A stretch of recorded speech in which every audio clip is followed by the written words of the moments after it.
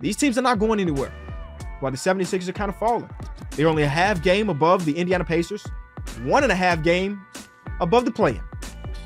And I think this is the worst case scenario for the Philadelphia 76ers.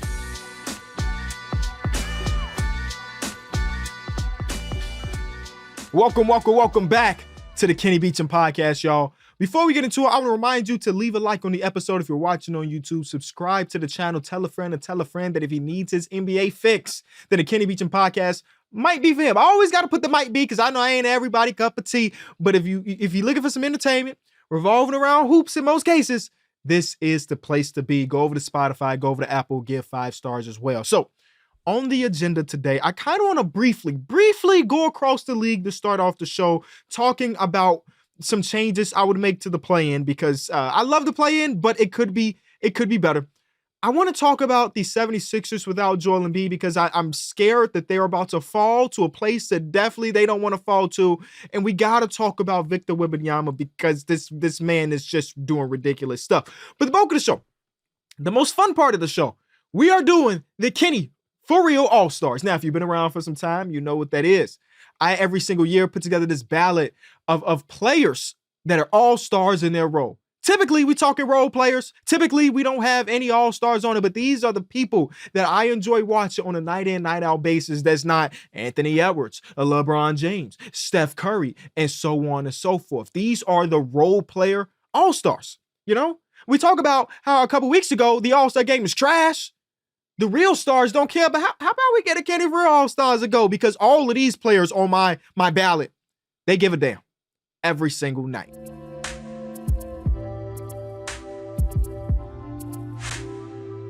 All right, so I quickly want to start off with the play-in, right? Because the play-in has been around in our lives for some time, and it has been amazing, right? I remember when it was first announced, LeBron James was like, whoever came up with that idea needs to be fired. And now LeBron's teams have used the play-in over the last couple seasons to do some amazing stuff. They're a play-in team as we speak. So, Brian, I'm sure you want to come back to this reality and say, like, oh, the play-in is kind of cool. But the reason, the one thing I want to change about the play-in, and this might have been said across platform, I don't really know. Right now, the Western Conference play-in makes as much sense as it could, right? Imagine this world. Imagine the play-in did not exist, and we're just going back to, 2019 and before, where only the top 8 seeds in the association make it. Out West, that's kind of a problem for the NBA because 2 of the best players of this generation are currently playing for teams that are the 9th or 10th seed in Steph Curry and LeBron James. But it would also just feel weird for the NBA fans. You know, we always have this conversation of what's going to happen once LeBron James, once Steph Curry, once Kevin Durant, these old heads in the association that are still damn good, or what's going to happen but when they retire. If there was no play-in, we kind of get an idea that now Kevin Durant's team is pretty firmly in the top 8 at this moment, but we not having Bron or Steph Curry in the playoffs. And though we've had it before somewhat recently, it's just saying you need one of them, at least one of them. And that's what they're hoping for. So out West, I don't have any problems. There is a big gap between the 10th seed and the 11th seed at this point. It's a 3-game gap. But the gap between the 8th seed and the 10th seed is just 3.5 games. And with 20-something games left of the season, it's going to be tough. 3.5 games, a lot of room to make up. In 20-something games, everything has to kind of go perfect. But it's definitely possible. But out East, this is the problem. The Eastern Conference play-in is the problem. And honestly, I'm going to quickly go back to last year, see this was a problem last year as well. The year before that, it was not. The problem that I have with the play-in for the Eastern Conference is the gap between the 8th seed and the 9th seed is so large that why the hell should the Orlando Magic have to play to get in, right? Again, last year, there's a problem. There's a 4-game gap between the 8th seed and the 9th seed. But luckily for the 2 teams in the 78th seed, they won those games, Miami Heat and what the Atlanta Hawks ended up winning, and it was fine. But there's a world where, in not a likely world, because the Chicago Bulls aren't very good, even though they got a good win against the Pelicans. The Atlanta Hawks are not very good, and now Trae Young is out for 4 weeks, and I don't love that. So the likelihood is that the Heat, the Magic, or whoever's going to be the 7th, 8th seed, their likelihood of retaining those spots are pretty high. But when you talk about the difference being between the 8th seed and the 9th seed being 4.5 games, and again, this could change, right? This could change by the end of the season. It's not worth it. Those two teams are not even in the same bracket, if you ask me. So the Miami Heat and the Orlando Magic right now are going to fight their ass off to be 6 games above 500 and have to still play their way to get in against a team that was 4 games under. I hate the idea. I hate it. What are the change, Kenny? Make there be like, if there is a 3-game gap between the 8th and the 9th seed, we just say cool. Now the NBA would never do that because they want them 2 extra games. They want that extra revenue. The Chicago Bulls, who would host a playing game against the Atlanta Hawks, they want that 1-game elimination revenue for sure. So it'll probably never happen. But it kind of reminds me of when we were back in the bubble. Something like this was happening. It feels like the right thing to do. And again, it's not going to happen in every season, but in a season like this, when there's a big gap between the 8th seed and the 9th seed, I'm team let these boys hoop. Again, that feels, I don't know, sacrilegious because my favorite team is that 9th seed right now. But let's be real. Personally, I would rather watch the Orlando Magic play against the Boston Celtics in a 1A series over watching them play against the Bulls. Or the Atlanta Hawks, even though the Hawks, I think, took 2 games off them last year or something like that. The Orlando Magic are the better team and across the board, so they deserve it. But there is a world, sprained ankle here, illness here, some bad luck. DeMar DeRozan is back and she's yelling at free throw shooters. There's a world where one of those teams don't make it. And to have a team be under 500 in and a team above 500, not just above 500, but above 500 by 6 games in and out, don't run me the right way. Again, I do believe that the Orlando Magic and the Miami Heat, if the standings stay this way, are good enough to defeat those teams beneath them, but still, there's a possibility. Speaking of the teams beneath them, or I guess this team is above them, but there might be a chance that they aren't going to be there. I want to quickly talk about the Philadelphia 76ers. Because right now, they are the 5 seed. They are 3-7 in the last 10. Since Joel Embiid went out on January 30th, they have the 24th ranked offense and the 25th ranked defense. It has not been pretty. They did have a really big win a couple nights ago against, who was that? Was that against the Cleveland Cavaliers? So it's not like they're on a 27-game losing streak like some other teams across the association. But it has not been good. And as they continue to fall, we're seeing some of the other teams play better. The Miami Heat. On last episode, I talked about how the Miami Heat are destined for a second half push. Right now, they're currently on a 3-game win streak after a big win against the New Orleans Pelicans when Jimmy Butler was fighting with Najee Marshall. It's a big win. The Indiana Pacers tonight just won a game against the hottest team in basketball, Dallas Mavericks. These teams are not going anywhere, while the 76ers are kind of falling. They're only a half game above the Indiana Pacers, 1.5 games above the play-in. And I think this is the worst case scenario for the Philadelphia 76ers. Obviously, you don't want to have to play your way into it just like any other team in the 7th to 10. You don't want to be in that spot because 2 games, if you're a 7 seed, or 2 games, you have AC, 2 bad games, and it's over with. Now, all of this is, of course, like what happens with Joel Embiid. We haven't really had many updates about him other than saying, like, we believe he'll be back sometime this season. But I wonder what their approach would be if we are getting to the playoffs and you are a 70. The 76ers have fallen to a 70, which again it's possible considering they are a game and a half away from that in this moment in time, and they don't have an easy schedule. I think they got the Charlotte Hornets coming up, who are playing solid basketball, and then their schedule's not easy. If you're getting to the play-in and Joel Embiid is 75% ready, 80% ready, what do you do if you're Daryl Morey? What do you do if you Nick Nurse? I know what Joel Embiid is going to want to do. He's going to want to play through that. But sometimes I kind of think about it being like, do you want to protect that asset? And I'm not looking at Joel Embiid as like an asset to like trade, but I just mean when you have a player of his caliber with his history trying to fight his way back to play a game or a series where it might be lost because he's not this version of himself, is it worth it? Or is it like, okay, we know we can't be, because when Joel Embiid was hooping, he was averaging the most points per minute in the history of this sport. Get back healthy. We have this money to spend, and next year is the year. Or do you risk it? Because, okay, let's say, okay, Joel Embiid does come back and he's now 80%, 85%, and you end up as the 7th seed and you get the Cleveland Cavaliers. I know Philly fans are not scared of the Cavaliers. Should they be? I don't know. The Cavs are kind of, They've been still really good, but they've had a couple games. And some of those games was without Donovan Mitchell. So actually, forget that I even said that. I know the 76ers are not going to be like, we're afraid of that. But if they fall to the 8 and you match up against the Boston Celtics, again, of course, Kyle Lowry, even Cameron Payne, B-Ball Paul are not going to be like, ooh, the Celtics, I'm shaking in my boots. But should you protect that asset that is Joel Embiid? That's a genuine question to you at home. You let me know. If you are in this position, if there's a likelihood, or not a likelihood, but a chance to preserve Joel Embiid, do you do it? If there's a chance that we roll the balls out and let JoJo run down the tunnel and say we hooping, if there's a chance of a re-injury, of a flare-up, will it be worth it? Will it be worth it? Or do you say, hey, Joel, I know you want to win a championship, but best believe there's $36 million in cap space we got. Now, this is not a lot of great players on the market currently, but a trade here, a trade there. We'll have 3 to 4 tradable first-round picks in the offseason. I kind of like that. Kind of like that. Paul George ain't signed an extension just yet. Kind of like that. I don't know. But I'm a little bit afraid for them because they have not looked amazing. And Buddy Hield has been a great acquisition. And it's just not enough because you're missing one of the top players in all of basketball.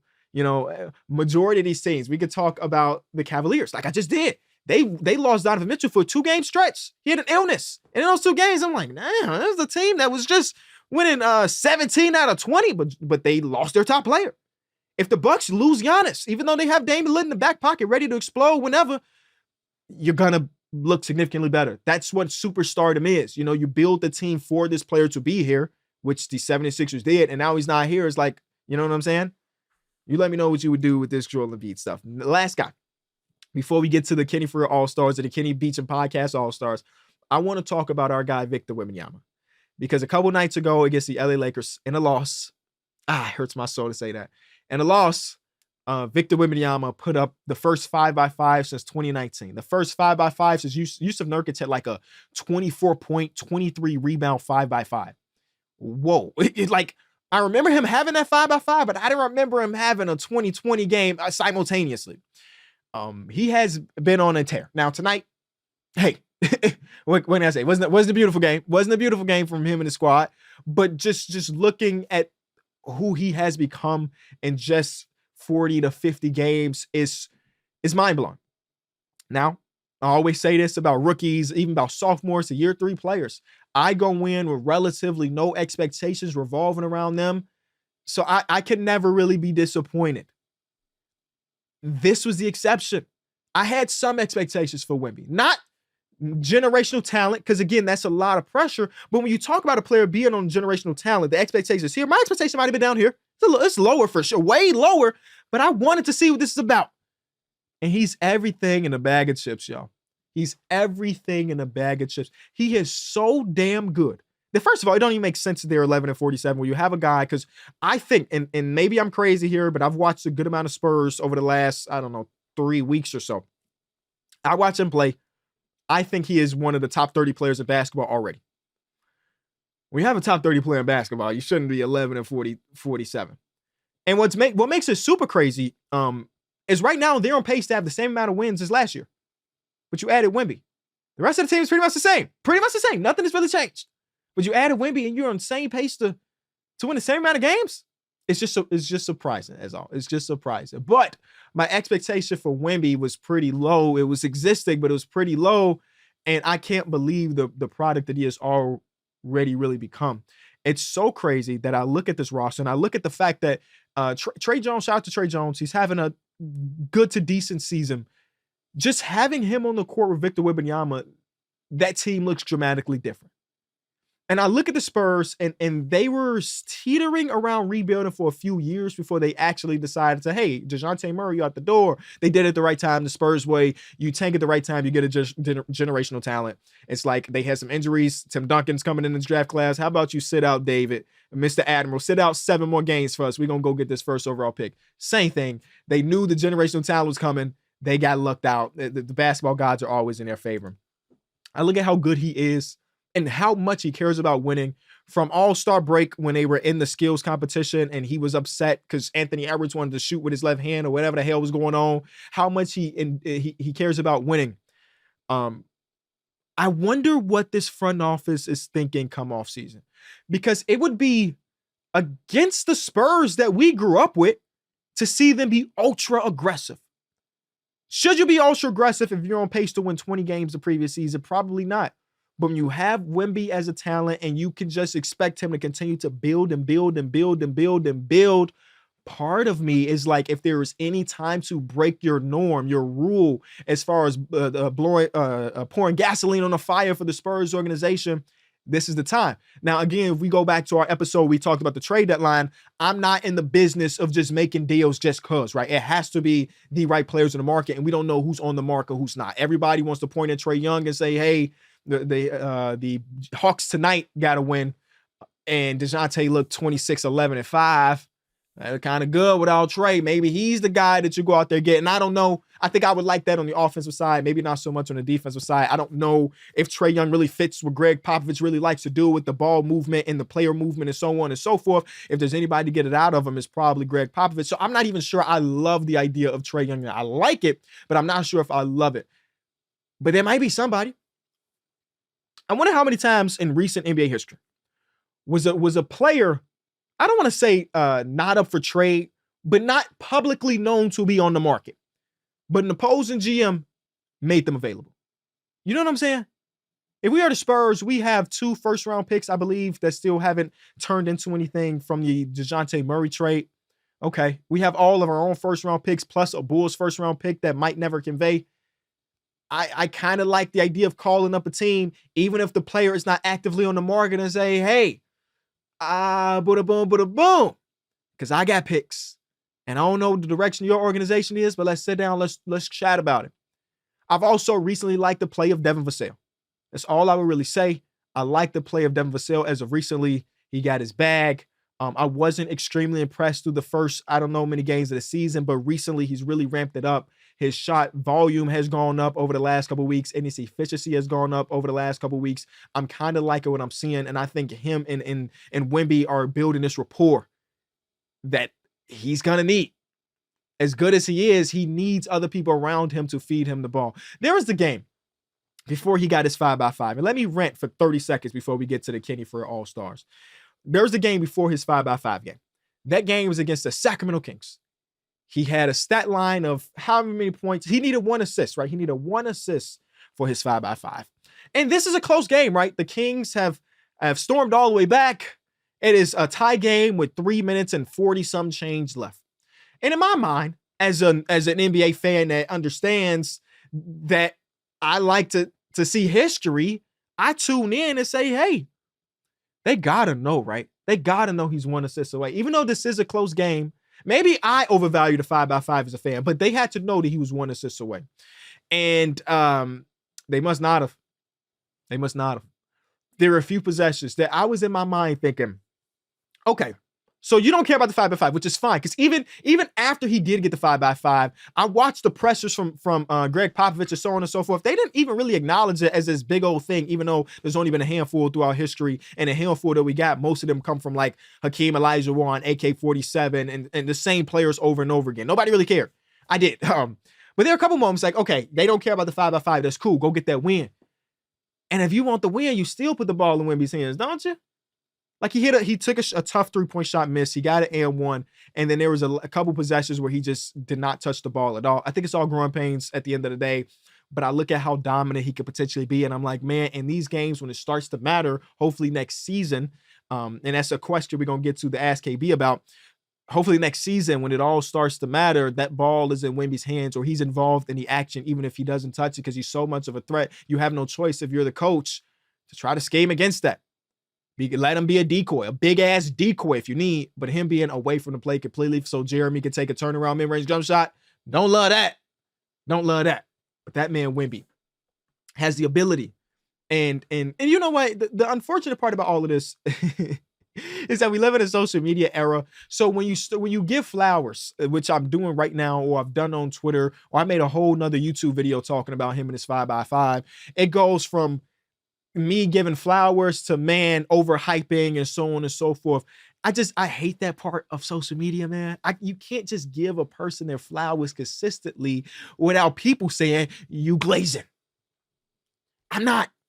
I just been enjoying what I've seen from Victor Wembanyama. That is all. All right, let's talk about the Kenny for Real All-Star ballot, baby. Now, I was supposed to do this before All-Star break. If you remember, I did not do an episode right before All-Star break. Some stuff came up, so on and so forth. So a lot of the people that are on my ballot have been here for some time. Now, there are some additions, there's some snubs, and I hate it, but it's the reality of every single ballot you're going to do. Whether we do a most improved player ballot, MVP ballot, an all NBA ballot, there's going to be people snubbed. And all I can say is good luck next season, my boy. So how do we define this Kenny for Real All-Star? The first thing I want to say, there's no real parameters, right? It's based off, so stupid to say, I'm almost 30. Based off vibes, somewhat. But these are the type of players that I enjoy watching. Again, not the Anthony Edwards, LeBron James, and so on and so forth. These people, in my eyes, are the role players that keep the team together. They are some of the most important role players in all of basketball, right? I tried to come up with like this real statistical way to determine some of this. And the one thing I had in my notes, in order to classify for the Kenny for All-Stars, you had to be third or lower in shot attempts per game, right? Because I kind of look at it like this. If you are 1 or 2 in shot attempts for your team, you're not necessarily a role player. You know what I'm saying? You're more of a feature product.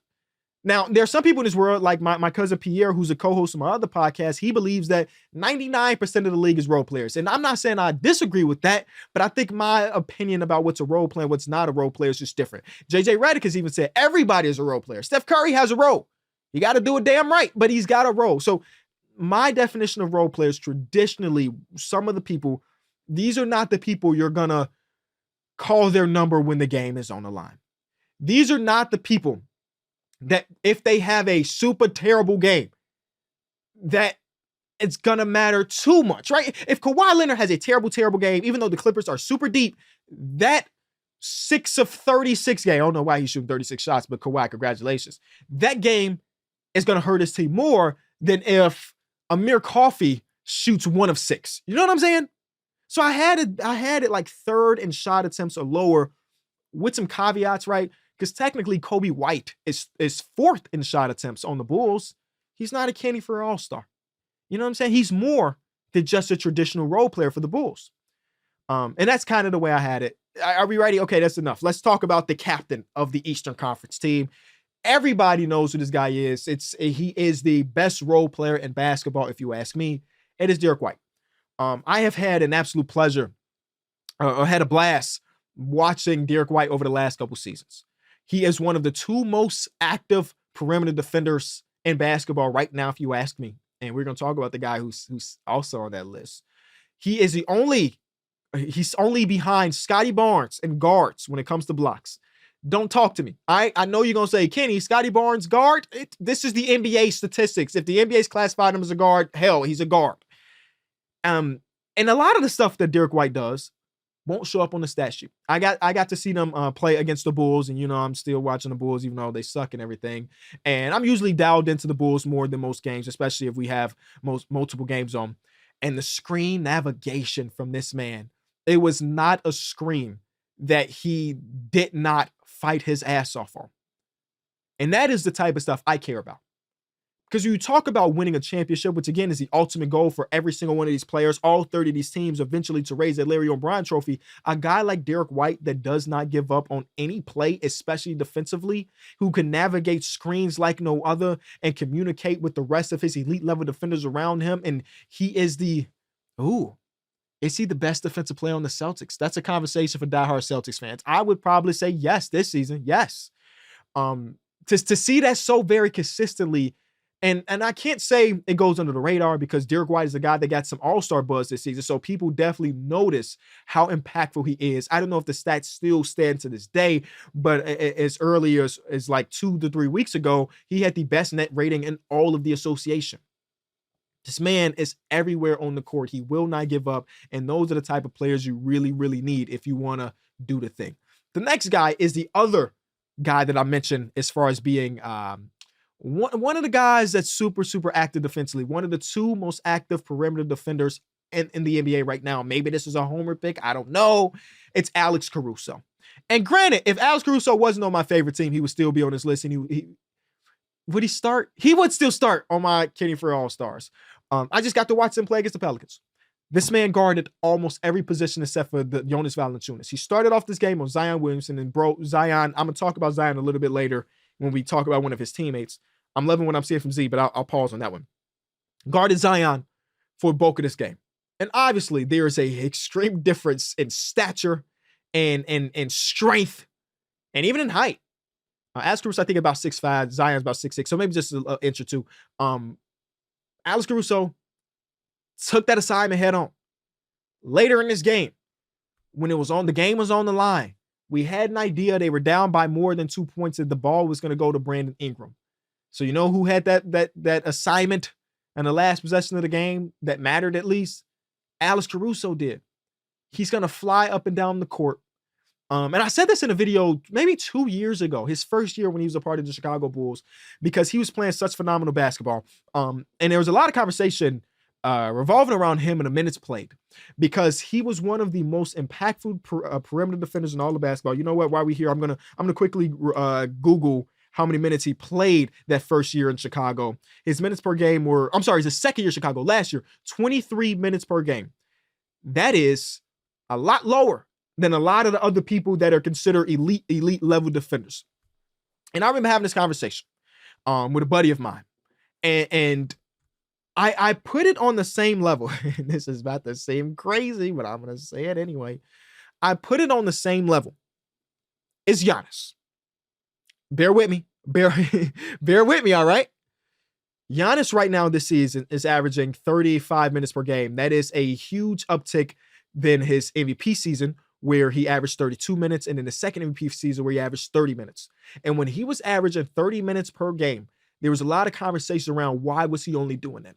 And I vividly remember hearing Coach Mike Budenholzer say, well, he gives so much on both sides of the floor every single second. There's no wasted movement. There's no wasted amount of energy, that we don't play him 37 minutes like some of the other stars, because his 30 minutes is as impactful as other players' 42.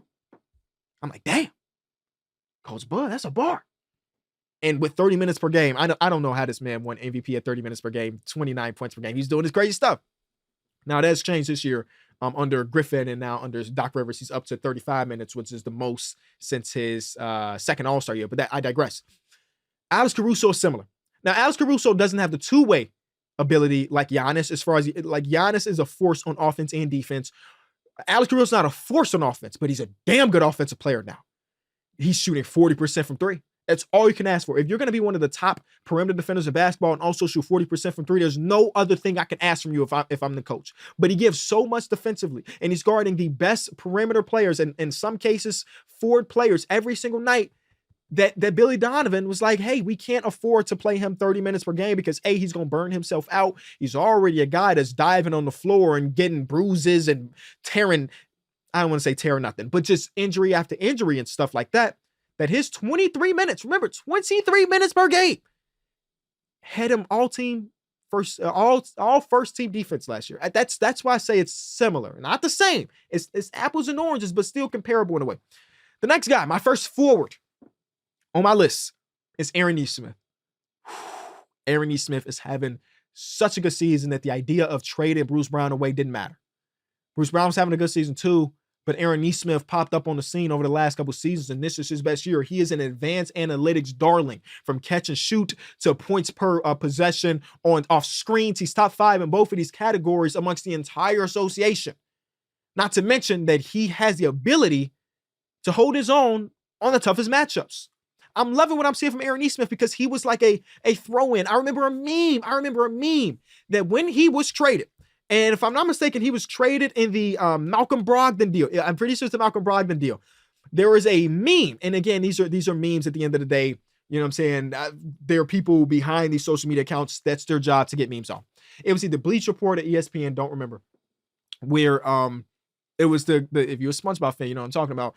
It's the hand of SpongeBob. In his hand is a paper clip a piece of rope and something else. I don't know, a piece of string and something else. And they was like, this is what the Pacers got back from Malcolm Brogdon. I remember that meme very, very vividly. Very, very vividly. And now you look at it and be like, man, even though Daniel Tice didn't really necessarily work out, Nick Stauskas, Jawan Morgan, Malik Fitz, these other players that were a part of this deal, they also got the first round pick that eventually turned into Julian Strother that's now in Denver in this. But because Aaron Nesmith is so damn good, that meme from 2 seasons ago, 2 years ago, doesn't hold any weight. 12.6 points per game, 4 rebounds, 52% from the field, 45% from 3. 45% from 3 on 5 attempts. Like, that is as good as you could ask for. And last year, he shot 36% from 3, which is good. If he would have stayed a 36% from 3 guy for the rest of his career, you'd be like, that's admirable. To have an uptick by 9% and the volume be higher is impressive. So he's my first forward on the Kenny for All-Star. The next forward on the Kenny for All-Star is Deni Avdija. And Kenny, you just saying this because he dropped 43 a week ago. No, he was on the Kenny for All-Stars before. Again, a lot of these people were on this list before the All-Star break, right? And I think he dropped his 43 the night before All-Star, 2 nights before All-Star. He was already on the list before the 43, but now he got the 43, we'll take him. He has turned himself as a supercharged slasher, I want to say. I want to call him a supercharged slasher, where when he gets to the basket, it's not a lot of people that's stopping him right now. 13 points per game, 6.5 rebounds, 3.7 assists. But the thing that makes me the most happy, his first year of his NBA career, he shot 31% from 3 on 3 attempts. His second year of his NBA career, he shot 31% from 3 on 3 attempts. His third year of his NBA career, he shot 29% on 3 attempts. This year, the breakout season, 40% from 3 attempts. 10% increase. He's taking them more often, at least in this recent stretch specifically. Overall, the averages, again, are the same, but in this recent stretch of the last couple of weeks, he's taking them more often, and he's keeping teams honest, and that's how we get to the point where he was going through a stretch. He was shooting 60% from the field, 50% from 3. Once he gets to the basket, when he decides to cut or decides to put the ball on the floor, he is a strong guy. And I'm happy that he's taken this next step, and I think that next season, where he's averaging 13 points per game this season, he keeps this momentum. I can see him averaging 18 points per game next season. And he's only 23 years old. He's already signed an extension, which is perfect. Because there are a lot of people in this draft class towards the top of the draft, no names, who have not signed their extension just yet. But his contract is 15, 14, 13, and 11. It's descending. So that is a steal for the Washington Wizards. And I appreciate his game. Now, the Washington Wizards are not a team that I'm watching on a nightly basis, but I am watching Deni Avdija because I like to see his progression and his confidence. There's a time last season where if you're a part of Wizards Twitter, which again, I try to follow some people on every single fan base because I need to keep my ear to the ground, hear what the streets is talking about for every single team. There was a stretch where Deni would not shoot. Not a layup, not a mid-range, not a 3-point shot. In this season, he has attempted 9 attempts per game, which is a career high. And I'm only assuming as he continues to do his thing, his confidence is going to go up. It's going to go up. It's going to go up because I want to account for these last couple weeks. Let's say from let's start the beginning of the calendar year. I feel like that's pretty fair. Beginning of the calendar year, that's a 20-game sample size. In those 20 games, he's averaging 12 attempts per game, up from the beginning of the season, where it's again not very high. So I just want to say shout out to Deni in this same stretch. 13 points per game on some good efficiency. And the defense. Oh, I didn't mention the defense. He is one of the most versatile defenders in basketball. He can pretty much guard. Now, versatility, I don't want to make you think that versatility equates to elite, because I wouldn't put him in the elite class just yet. But he's versatile in the sense that he can guard like 2 through 5, I would say. 2 through 5. The only people that I don't see him guard often is some of those quicker guards across the association, but you can feel pretty good of him guarding some of the other people. Now, granted, it's the Wizards and they don't have many positive defenders, and he's one of the few that are positive. So yeah, he gonna get the toughest assignment, him and Bilal Coulibaly. But that's my second forward spot. My last forward spot, Bucks fans. Maybe I'm in minority. I still enjoy Brook Lopez's game. Now, I do want to say there are times where I want that man to swing that ball and he got no intention on doing it. He's got no intention of swinging that ball. I be asking. He won't do it. He said, I'm Splash Mountain. You're going to get it, damn it. So his efficiency is not the greatest. His offensive game this season as a whole has not been the greatest, but he is still one of the better defensive hubs in all of basketball. Now, I know the defense of the Milwaukee Bucks have been wishy-washy, specifically under Adrian Griffin, a lot better under Doc Rivers. But a lot of the success that you see from the Bucks is still Brook Lopez. He has contested the most amount of shots in basketball this season. Again, like he continues to lead the league in this random stat because he's going to drop. He's going to get up if you need him to. He's going to protect the rim. He's going to do a little bit of everything. And I don't want y'all to underestimate how important he is to Giannis. When Brook and Giannis are on the court together, they have a net rating of a 9.77. When it's just Giannis without Brook, net rating is a 0.97. That is staggering to me. I didn't realize that it would be that much of a difference. A 9-point net difference between Brook and Giannis and insert other big there. That could be Giannis at the 5. That could be Giannis with Bobby Portis. Nah. Without Brook on the court, it's not as good. And this is something that actually Zach Lowe has talked about before. And I'm going to reference Zach Lowe later in the video too. Damn it. I'm sorry. Something about OKC, saying that one of the most underrated parts of Shai Gilgeous-Alexander's MVP caliber season, or one of the reasons why the OKC Thunder offense is so elite, is because they always are going to have a stretch on the court, right? They're always going to have Chet on the court, or if it's not Chet, they're going small ball and it's Kenrich Williams and some other guys. But no matter what, there's going to be 5 players on the court that can shoot in most cases, because Giddey's probably going to be playing. But in the most cases, it gives Shai the ability to get downhill, get to his spots, get to the basket, and finish. And I feel the exact same way about Giannis and Brook Lopez's connection. So that is my Eastern Conference starters. Now I'm going to quickly rattle through my reserves and give you a sentence or two of why they're here. My first guard is Jalen Suggs. Jalen Suggs is one of my favorite role players in all of basketball to watch. It's not even close. He has this joy of when he plays where don't matter what the score is. If he makes a big play, he's going to smile. He's going to get back on defense. He's going to communicate. He's going to hound. And his offensive game has been dramatically better in this year of his career. And you wondered if some of the shooting numbers will ever come around. Again, he's such a young NBA player, so maybe it was asinine to even question it. But the first little while with him wasn't good. But now he's that. And I don't want to go too long on it, but Jalen Suggs could probably start on my team over Alex Caruso. But again, I'm a homer. Number 2. Dante DiVincenzo. Dante DiVincenzo is shooting the lights out of things. I saw Dante get a ball with 21 seconds on the shot clock the other night and let it fly. He has a crazy green light right now because OG Anunoby's gone and Julius Randle's gone and they need offensive firepower, and he has been that. And I just enjoy his season so far. I mean, he's been around a little bit. He's been in Milwaukee. Forget about the Sacramento Kings year because he hated it. Everybody hated it. And then the Warriors, and now he gets here for less than the midlife exception. Is one of the better signings of the offseason, and he has fulfilled that role that they needed.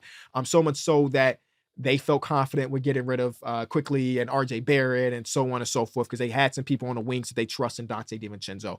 My first forward off the bench is Duncan Robinson. Never thought that Duncan would be back. Now, I've been doing the Kenny for All-Stars for, I want to say, 5 seasons now. Duncan Robinson was a guy that made it back in, that would have been 2021. He made it in 2020. That was the year he shot 45% from 3. He made it that season as a specialist. He's not making it as a specialist anymore because he has evolved his game to no longer just be a specialist. You think Duncan Robinson, you think of coming off screens, you think of 3-point shots. He's putting the ball on the floor, getting to the rim at the highest rate of his NBA career. They're using him as the ball handler and pick and roll a lot more. It's cool to see a player that is looked at to be one way and they round out their game a decent amount. Now, he still is the shooter, right? He still is the shooter, but you run him off the line, he's okay with that. He'll pull up for a minute. He'll get downhill and get to the basket. And those are the things that we weren't seeing from Duncan last year. Last year, Duncan had an awful season. He attempted 5 shots per game, and 4 of those were threes. There was no variance in his shot. Now he's attempting 10 shots per game, and 7 of those are threes. So he's getting 3 shots a game, and it's not in his norm. And that 13 points per game or 41% shooting is amazing for what they need, because that's a team that in a lot of cases can struggle to score the ball. He's like that. Next, I'm going to have one of my favorite players, role players in basketball, Nicholas Batum. Now, Batum is a guy. The reason Nick Batum is here is because even though he's a million years old, he's still a plus defender in my eyes. I don't know if the numbers say that, but when I've watched the 76ers, again, he's not moving like he did when he was 27. I mean, he's 35 going on 36 years old. Like, he's an old player. The man is attempting 3 shots a game right now. But there's one thing, if you know me, there's one thing. I guess there's 2 things. A no-dip catch and shoot is like the most beautiful thing in the world to me in basketball. The most beautiful thing in basketball. That, and I love a good hook shot. Nicholas Batum and Jeremy Grant, those are the kings of the no-dip jump shot, and I'm seeing it. And this is the second time I reference Zach Lowe, no more. He wrote in an article, this had to be a month or 2 ago because Joel Embiid was still playing, so at least a month ago. And he was talking about the entry passes of Batum to Joel Embiid. Why did that just kill me? To Joel Embiid. And I'm like, damn, that's something I didn't even care to think about. And then I watched after I read that article, and I'm like, yeah. See, that's an eye for the game that I don't have just yet. But he was elite at that. So Nicholas Batum. My last guy before we get to the wild cards, it's going to be the second guy on this team, Mo Wagner. Mo Wagner is a spark plug from the center position. I love that archetype. Not a guy that you want to probably play more than 20 minutes on most nights, but if he's giving you 20 minutes per game, that means he's probably giving you 17 points in those minutes. Some games, he'll play 8 minutes because he didn't just have it. But there's like, I don't know, he has this ability to kind of catch fire. He did it against the Cavs a couple nights ago, 22 points. And a lot of that, it's only one made 3-pointer. He's kind of this nuisance that a lot of other teams hate. And I kind of like players like that. You know what I'm saying? My 2 wild card spots, the first one is Isaiah Hartenstein. I guess we got a lot of New York Knicks on this team. This is going to make me look like a fool. And I'm not too above admitting when I'm wrong. The offseason they signed Isaiah Hartenstein was also the offseason that they got Jalen Brunson. And I went on the other podcast and I said, the best decision that the Knicks made this offseason is bringing in Isaiah Hartenstein, not knowing that Jalen Brunson was about to be one of the best point guards of basketball eventually.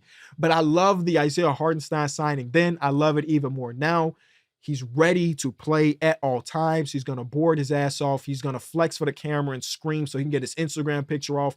He got the whole thing as far as backup centers go, and he's good enough to run your starting center when your starting center's not there.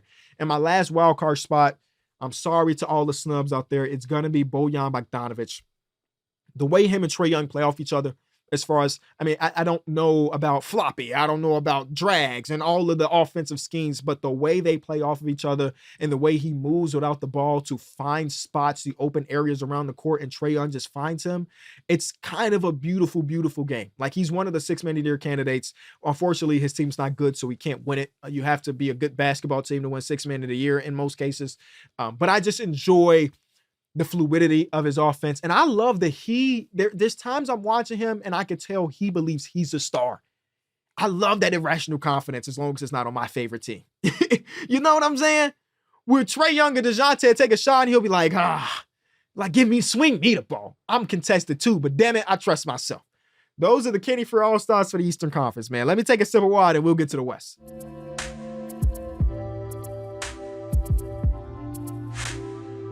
The Kenny Farrell All-Star point guard or first guard spot. He's actually surprising that he's here now. But again, there's an evolution. There's an evolution to NBA players, right? This player was an All-Star.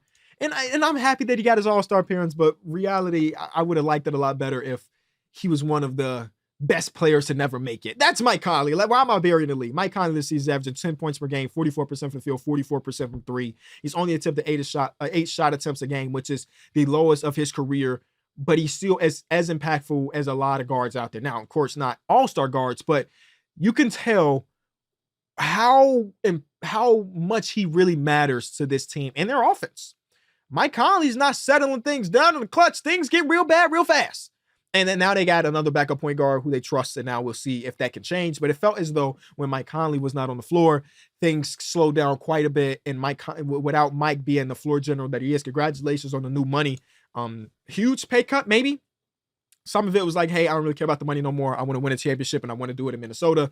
They're the 1 seed or one of the top seeds. It's fluctuating every single day. So I don't know where it is when you're watching this, but It makes sense. Mike Conley, his evolution.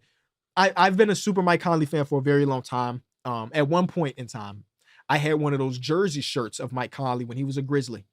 And there's a video with me on YouTube. And the reason I really like Mike Conley, I'm also a left-hand shooter. I wanted to mimic my game after Uncle Mike because he's that old now at 36. We can call him Unc.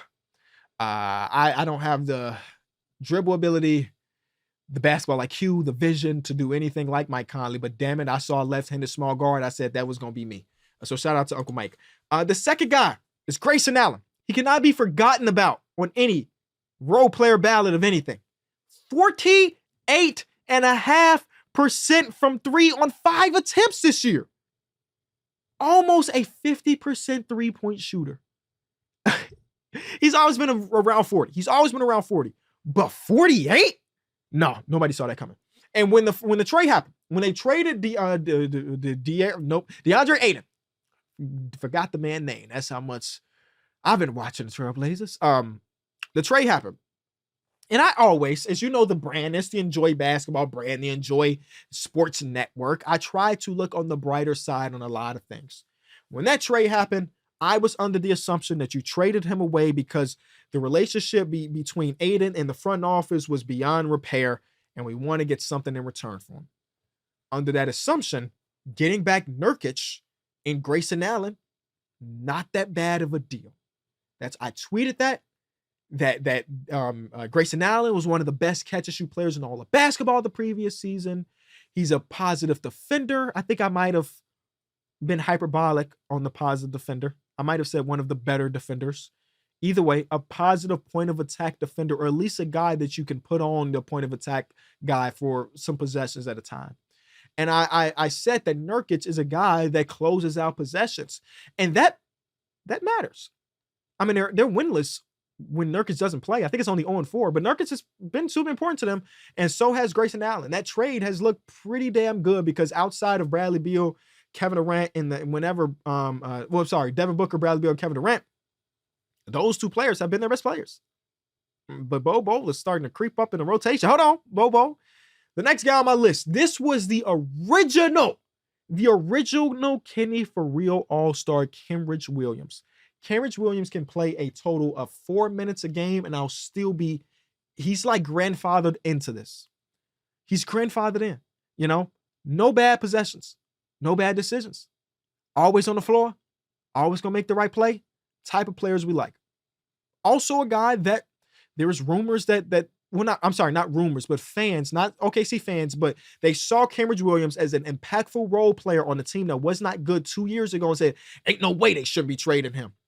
Sam Presti said, hey, we kind of want to treat him like Nick Collison. Don't matter if we good, don't matter if we bad. We love Kenrich Williams, and I love that for Kenrich Williams. So even if it's not his best season, he's my guy. All right. This guy's probably my captain. It's Herb Jones. Not on Herb. I said it before, and I'll say it again. If Herb Jones does not make one of the 2 all-defensive teams, something is not right. This man is everywhere. And I would have loved to put Dyson Daniels on this team too, but he's injured. I would have wanted them to share one roster spot anyway. But Herb Jones is doing everything you could possibly ask for a perimeter defender. He is a menace to everybody in front of him. Obviously, it's the game of basketball, and it's an offensive-oriented league, so you will have games where he gets toe up, but it's not for lack of effort. It's not because he did something wrong. Offense is just greater than defense in most cases, but when he's got your favorite player in a glove, you see that. I've seen a lot of people on the timeline tweeting about how Herb is a hack. And if you're a defensive player and somebody's saying that you hacking, you're doing something right. Because that just means you got their favorite player in a torture chamber. Shout out Lou Dort. The next guy, my last starter for my 4th position is Jabari Smith Jr. I may have said it on this show before, but I'll say it again. I have no doubt in my mind, zero doubt in my mind, that Jabari Smith Jr. is going to continue to be a positive, impactful player on winning. That might not be saying much, but there are a lot of young players that come into basketball and you question, how would their game translate to playoffs? How would their game translate to winning real games? Jabari Smith Jr. is a selfless 3-and-D threat that is 6'10". He had a 2017 game tonight in a loss, but a 20-and-17 game. He's not afraid to take the shots, but he's also not a guy that's necessarily going to force it because he hasn't seen the ball in the last couple possessions. There are some games throughout the season where Ime Udoka opted for him to not play in the down the stretch. And guess what? I always see Jabari Smith Jr. doing, cheering for his guys. I love that type of selflessness in a young player, and specifically a young player that was a top pick. Now, he went to Auburn. It wasn't like this guy was hand-fed his entire basketball career, but he was one of the top 3 picks in the draft. His other top pick counterpart was an all-star this season. The other guy is an all-defensive caliber player. I can see him being like, man, those guys getting all the opportunity in the world. Why am I not? He has not cared. And I love that type of selflessness, and I'm excited to watch them next season because I think they're going to be ultra aggressive this offseason based on nothing. Here's my bench. First guy on my bench is Isaiah Joe. Love the story. Cut from one team, picked up from another. Can start in a lot of teams across the association. Right place, right time shooter. Right place, right time cutter. A guy that will compete on the defensive side of the ball. But again, just one of the best shooters in all of basketball, but also has the variance in his game where he's not just a shooter. I love it. The next guy on my list is a rookie. It's AirPods. Brandon Podziemski. Am I doing it right? I don't even know. That's why he's always AirPods with a Z for me.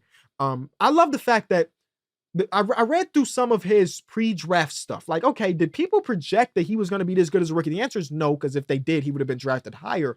A lot of the pre-draft stuff was like, don't know how he'll hold up defensively in the association. And granted, he's not a very good defender. Is he even a good defender? I don't know.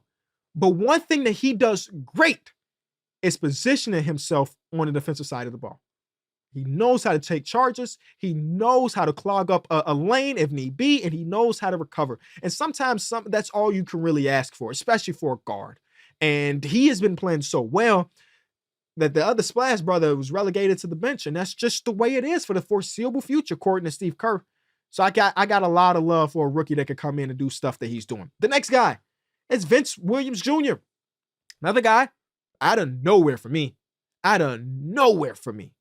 Just popped up on the scene. I'm so happy that he got his real contract, but I look at what the Memphis Grizzlies are right now and what they could be when they're completely healthy, and I see him as one of those super important pieces for a next year run or a next year when they're trying to get back to playoff contention, and I know for sure that he's going to be impactful. How impactful? I don't know, because again, his role is going to change, but like I love him as a player. Next one is a guy I've raved about a few times on the show, so I won't be on it too much, is Dante Exum. Small sample size for Dante. If we need that man to get healthy, he actually, I wonder if I did not watch their game tonight, granted, so he might have played tonight. I don't know. But Dante Exum is a guy, just look at the numbers with him, Kyrie, and Luka Doncic. The numbers are out of this world. He's now a good three-point shooter. He can get downhill. He's a good defender, all of that. The last forward spot, I mentioned Mo Wagner on the top end. We got to get Naz Reid there. Naz Reid. That's my analysis for this pick, Naz Reid. And my last two, now these last two spots were so very tough. I snubbed a lot of people. I don't even want to give you the list of people that I snubbed, but I snubbed a lot of people, and this is an open ballot. I'm not the only person that has one, so you let me know in the comment section who you would have on it. My first one is Chris Dunn. Chris Dunn is one of the, I don't like doing this, but I'm going to do it anyway, one of the top 5 guard defensive players in basketball. Also, shooting 40% from three on one attempt, so it's not crazy, but just cool to see him back in the league. As a guy that watched him play in Chicago for a couple of seasons, I always knew that his defensive impact was important, but his offensive game was so very far away from everybody else in the association that was like, if you're so one-sided and the one side you're on is not offense, it's going to be tough for you to stay in the association. So he didn't stay in the association. He was gone. And now he's back. He's now coming off the bench because they want to go youth and Keontae George, which I respect. And he respects that too, because he knows a world where he's not in this league. So I love to watch him play defense. Full stop. I just love what I'm actually, because I didn't watch their game tonight either. I'm definitely going back to see his minutes. And that's kind of what the Kenny Fair All-Star is in a lot of cases. These are the role players that if I'm not watching your favorite team and they're an All-Star, I mean, he had 4 steals tonight. I can't wait to see. My last wildcard spot. Oh, man. This guy has one of the best or worst jobs in basketball. It's Norman Powell. Depending on how you look at it, Norman Powell gets so many open looks that it's scary. Norman Powell gets so many open looks, and he knocks him down, that it's scary. Now, I say it could the best gig in the world because you just stand around and James is going to find you. 45% from three. But there's a lot of pressure in that too. When you get 7 open shots a game, damn it, it's a lot of pressure to hit those shots. And Norm is a guy that's hitting them at a career high clip. 45% from three on 5 3-point attempts is ridiculous. Now, I really tossed it up between him and Malik Monk, but I see Malik Monk a little bit more integral to what the Kings are doing. Is he my 6th man of the year at the moment? He's probably my 6th man of the year at the moment. So if it would feel weird to put him on a Kenny for All-Star ballot. But that's the list. Those are all my guys, man. Those are all my guys. I don't know what you think, but I just want to shine some light on some people that may not get that shine very, very often. If you enjoyed this episode of the show, let me know by leaving a like, leaving a comment of the people that you think I snubbed. Who on your favorite team do you enjoy watching is not one of the top guys? And I'll see y'all in a couple days. Peace.